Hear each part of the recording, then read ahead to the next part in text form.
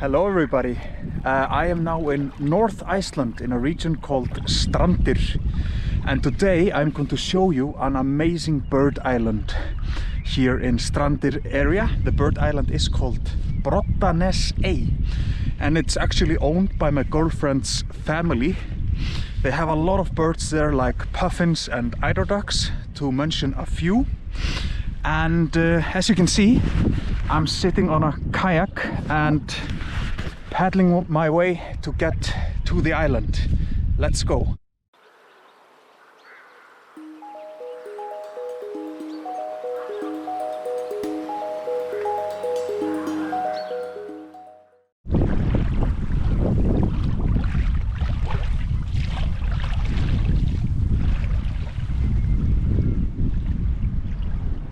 Look at all the puffins. So we have May now in Iceland. It's one of my favorite times of the year to be in Iceland. The summer is just around the corner, everything is becoming green. The birds have migrated back to Iceland and have started their breeding season. And the weather today, it's very good. We have about, I would guess, 8 or 9 degrees Celsius, almost no wind and cloudy. Great conditions. But I am now on the island and I'm gonna head up, see if I see some birds or nests. So you see all these holes. That is where the puffin lay their eggs. So they dig out these holes with their bills, and the holes are usually 1 meter long or 1 meter deep or 3 feet. And yeah, that's, like I say, where they lay their eggs, and that's why you can also see these holes all around the island here. But let's see if we get to see some more puffins. There are not too many on the island now. They are out on the ocean feeding. I can see a lot of them here just in front of the island. But let's see what happens if we walk a little bit more.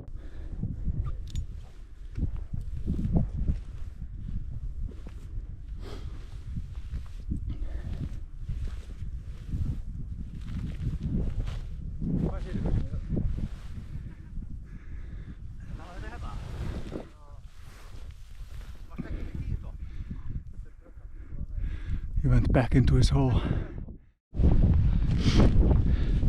And I need to be extra careful because there are nests all over the place. I don't want to step on an egg. You see this one hole here? You can clearly see that the puffin has recently been digging with his bill. He comes every year to the same hole and meets the same partner. If they don't find the same partner after staying the winter on the open ocean, they will find another one. But very nice to see this. Maybe there is one inside. So if you look over here, we have the European shag. This bird is in the cormorant family. I'm not gonna go too close to his nest.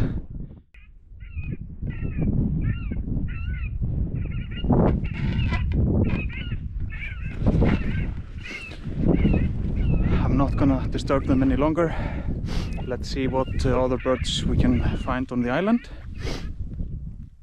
I was hoping to see more puffins actually, but let's see. So like I told you, the puffins are now out here feeding.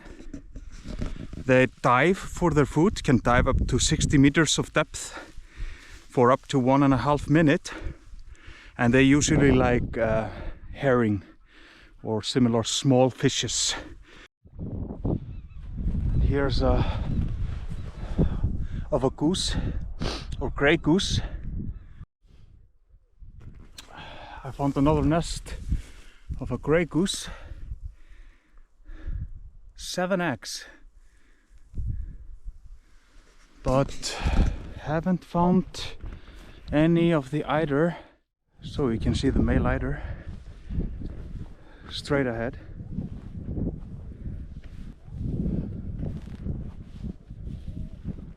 And a female one.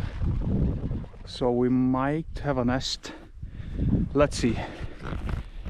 I really hope there's something there, because in the summer there are nests all over the place. Nothing really. The reason why this island is valuable for us is the eider ducks. Especially the female bird, because when she lays her eggs and makes her nest, she picks dawns from her chest and lays around the nest. What we do, we come and take the dawn away, we dry it and clean it, and then we sell it. And eider dawn is very, very valuable. Can sell at very high prices. So that is why we do it. It doesn't harm the duck in any way. We make sure always to leave something behind. Only take a little bit at a time. But once we collect maybe 15 to 20 grams out of each nest, we end up with a few kilos after each summer. And like I say, then we sell it. Oh, there was one flying. I think I might have found a nest. Oh, she's struggling. Well, yes. See, we have one egg. Not a lot. Oh, well, another one here. Here you can see the dawn. It's incredibly soft. It's like holding air. So, yeah, that's a high quality product. And I think there are 3 eggs in there, but I'm not gonna stay too long next to the nest, so she can go back on. The weather now is very good, like I told you earlier, but tomorrow or tonight we get northerly winds, and it's supposed to be -3 degrees Celsius, which is very cold at this time of year. But that also makes it very important for the bird to go and lay on the eggs in order to keep them alive. But here we have another one. Wow, I suddenly found a lot. I'm not gonna touch it, but there must be eggs underneath. That's why, you know, you can barely see it. That's why I need to be very careful when walking here, in order not to walk on the eggs. Oh, you see, that's what we want to avoid. Here is one eaten, probably from the raven. That's what they do. They take the eggs, and that's why we want to scare them away. And you can see over there we are putting up scarecrows to scare away the seagulls and the raven. They are the eider duck's biggest enemy, at least here, and we are trying to scare them away. What we also do, we also fly drones over the island, because they are for some reason scared of drones. And we also have this machine over there, which makes exactly the same sound as a scared seagull. So they hear a scared seagull sound from this machine, and of course we are hoping that they get scared too. But I will show you in a minute once I walk past the machine. And eider ducks, they stay around the Icelandic coastline for the whole year. They only come on shore usually to lay their eggs, otherwise they stay around the shoreline. And you know, plenty of them out there. I hope you can see it. But what I'm really gonna do also now is I'm gonna try to find a seagull's nest. Their nests are usually on the northern side of the island, and take the eggs away from the seagull, because we don't want them to increase in numbers. We don't like them here. They can stay in the city, I don't care, but not here. Look, I found another one. You see the dance again. That is money. But we leave it for now. We usually take the dance in June, so I will leave it at this time. But I think, yeah, I wanna try to find more puffins. We haven't really seen a lot. Only one on the island, which is a little bit unusual. I was expecting to see more, but let's go and try to find more puffins. But in Iceland we have about somewhere between 2 and 3 million pairs of puffins, and that excludes the young birds. So each autumn we have a puffin population of about 9 million individuals. That is a lot. And the puffins can get quite old. Average age is 25 years, but the oldest one ever recorded, as far as I know, was 38 years old. So insane age. And that's the case with most seabirds. They get very old. Another thing we do to try to scare the ravens away is we tie ropes between the sticks, and that for some reason scares the raven away. They don't like it. So you can see all the poles here. But we have people coming later today on this island from the family to do that job. Because, like I say, the season has already started. You see already a lot of eggs, and everything is coming alive. Beautiful time. Yeah, just stumbled on this puffin hole. Yeah. He has been digging this one with his bill, preparing.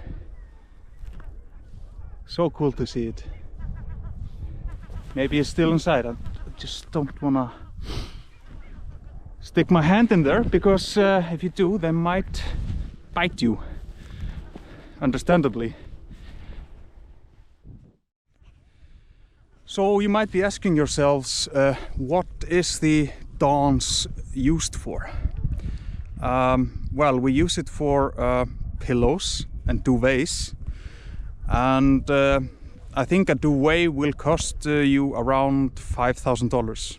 So you can see there is a lot of money in this, and that's why we really want to protect the eider ducks from its predators on this island. And actually in the whole Westfjords region and in North Iceland, there are a lot of islands like this where this is practiced.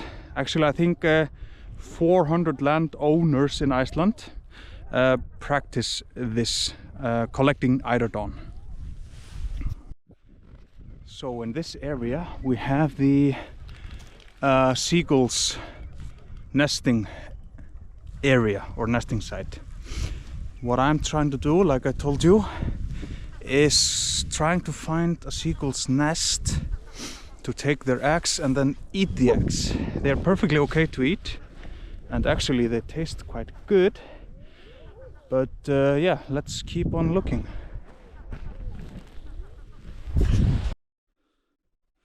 So, here we have the European shag again. This one is not too scared, but I'm trying to... I really want to show you the nest on the right side of this bird. One flew away when I approached. You can see there are 2 eggs. And they make the nest out of seaweed, like you can see.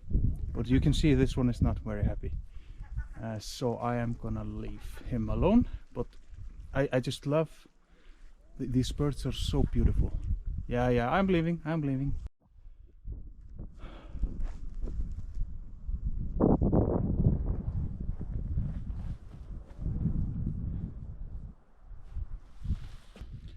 So if you are in Iceland and you want to see puffins, when is the time to come? Well, the best time is, I would say, from mid-May until about mid-August, but you can see them a couple of weeks before and a couple of weeks after, but that is the best time. They come here on shore to lay their eggs only for this period of the year, the summertime, and then they go out again on the open ocean and stay there throughout the winter. Complete seabirds, really beautiful birds, and that's why, you know, I think most, if not all, tourists that come here want to see a puffin, but you need to come in that time of the year. You won't see them here in the winter. This is the machine I was talking about earlier. It is powered by a solar cell, which is here, and every now and then it makes a sound of a scared gull, which hopefully scares the other seagulls away. So this is how it looks like. So we have that, yes, a form of protection for the eider ducks mainly.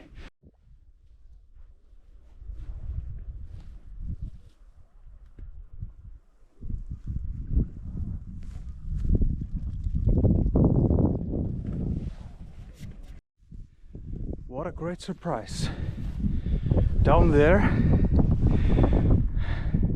we have the harlequin duck. That is amazing. I think 2 male and 2 female. I am not sure. I'm gonna try to approach them. They are quite shy. As you can see, they're already swimming away.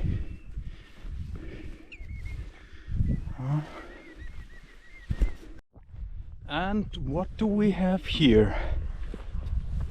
Wood. But no trees. So where does it come from? Well, this is driftwood, obviously, but it comes from Russia, Siberia.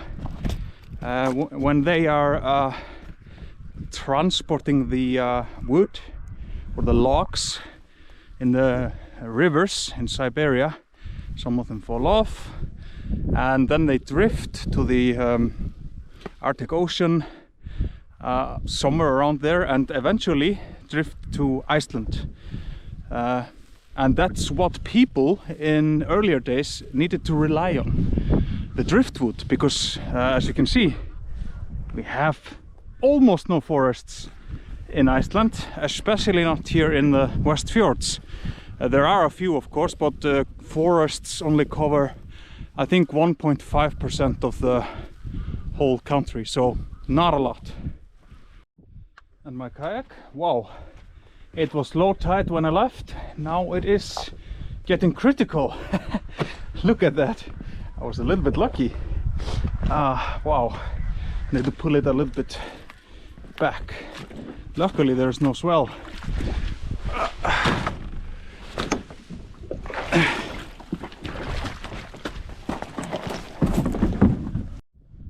So over there on the other side you can see houses. These houses are owned also by my girlfriend's family, along with the islands. And I will show you maybe some of the houses when I get on the other side after paddling on my kayak. I just saw a puffin go in this hole. If you look closely you can see him.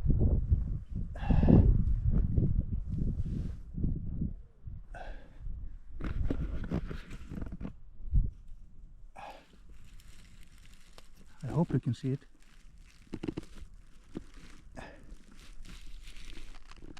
But I'm not gonna scare it anymore. Well, puffin, yay!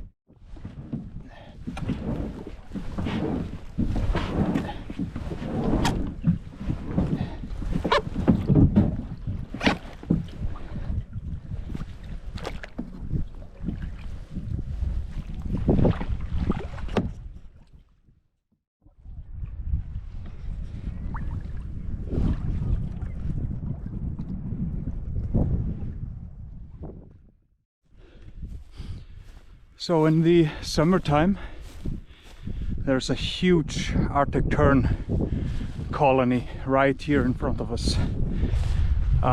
They attack you when they have the eggs and the chicks, so you need to walk here in this area with the sticks in a few weeks.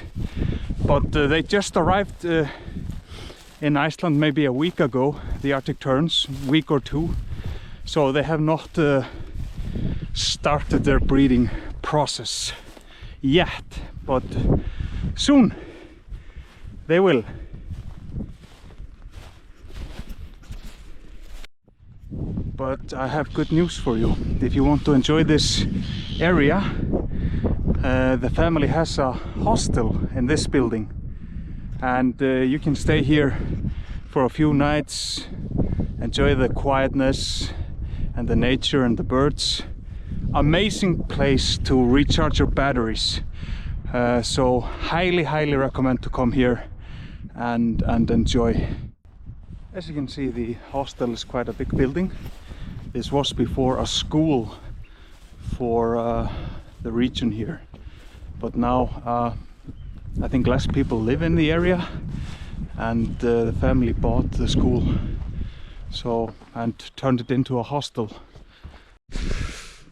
So guys, as I was telling you earlier, we collect the eider down, we bring it inside, put it in these what to call it, baskets here, and store it for a while. After that we put it in this machine to dry, put it in here so it blows hot air out of these tubes you can see.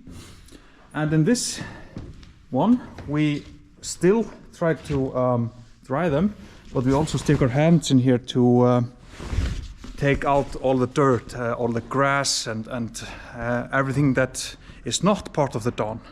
So that's how we process it, and then we put it in big bags and sell the eider down.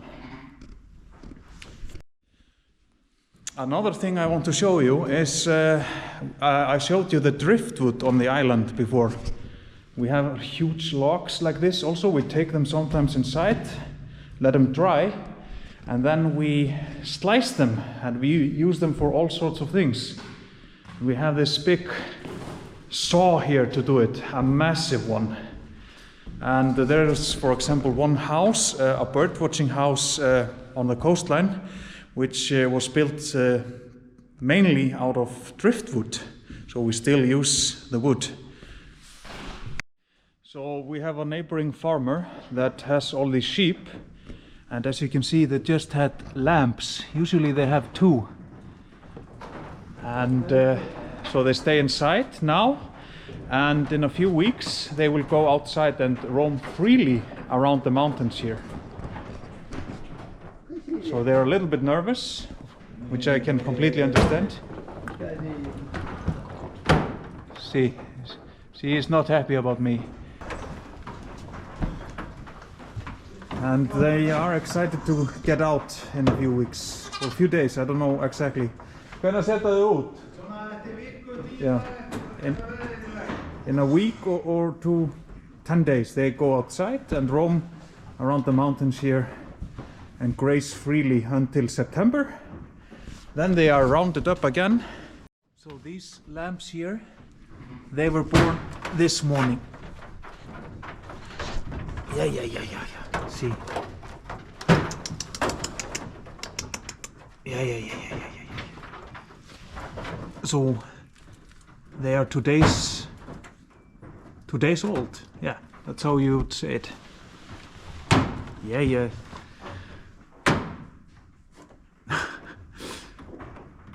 Beautiful.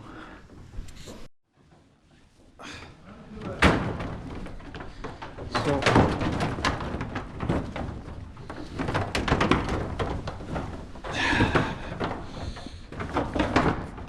they're a little bit scared, but see how beautiful these are here. Yeah, she's a little bit nervous, but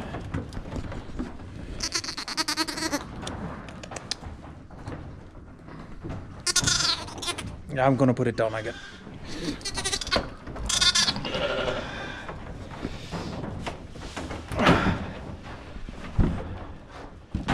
So what we are doing here, we are building a house out of an old cow shed. It's quite far in the process, but as you can see, we are using the driftwood for the ceiling. Free material. It comes up to the coastline, washes up on the coastline, and then we can dry it and then saw it down into these pieces and use it, which is quite nice. But we hope this house will be finished this summer, hopefully. Let's see if everything goes according to plan, which it hasn't so far, like with many building projects. So I think this video is getting long enough and I've covered many things. I really hope you liked this video, and if you did, please subscribe to my channel, like and comment to the video as well. It really helps me out and motivates me to do more of these videos. Yeah, thank you so much for watching and see you next time. Take care.